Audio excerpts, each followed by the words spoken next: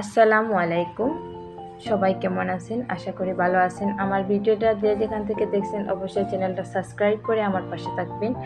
আর আমি কোয়েল পাখিটা ছোট্ট ছোট্ট করে টুকরো টুকরো করে বানিয়ে নিয়েছি। আসলে কোয়েল পাখিটা আমার এত বিরক্তি লাগে, যেমন খেতে বিরক্তি লাগে তেমন বানাতেও বিরক্তি লাগে। যাই হোক, হাজবেন্ডের পছন্দ বলে কথা। উনি যখন বাসায় এনেছেন তখন তো সুন্দর করে যত্ন সহকারে রান্না করে দিতেই হবে। আমাকে বলেছিলেন সবজির সাথে রান্না করে খাবে। আমি ভাবলাম প্রথমে দেখি একটু ফ্রাই করে বা বোনা বোনা। উনি তেল মশলা খুবই কম খান, তাই একটু তেল মশলা কম দিয়ে রান্না করি। একটু বোনা পাখি রান্না করে দেখি খাওয়া যায় কিনা।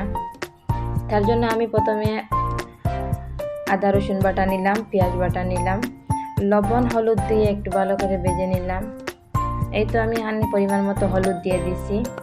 হলুদ দেওয়ার পর আমি একটু ভালো করে ভেজে নিয়েছি। ভাজার পর আমি মরিচ এবং ধনিয়া গুঁড়া, জিরা এবং মাংসের মশলা, পাঁচফোড়ন একসাথে ভালো করে মিক্স করে ভেজে নেব। তারপরে আমি এখানে একটু পানি দিয়ে তারপরে ক্যাপসিকাম বা যে টমেটো কেচাপ থাকে সেগুলো দিলাম। যেটাই আপনার বাসায় থাকবেন সেটাই দিবেন। আমার কাছে বাসায় একটু টমেটো কেচাপ ছিল, সেটা দিলাম। আর কেচাপটা আমি নিজের হাতে বানিয়ে রেখেছিলাম, সব তরকারির সাথে যাতে এভাবে দিতে পারি। আর এই তো আমার মাংসের ঝোলটা হয়ে গেছে, পাতলা পাতলা ঝোল। খেতে খুব মজা হয়েছে, আসলে মজা হয়েছে। কিন্তু আমার নিজের রান্না তো এক সময় ভালো হয়, এক সময় খারাপ হয়। উনি বলেছিলেন না, অনেক মজা হয়েছে। তো আল্লাহ হাফিজ।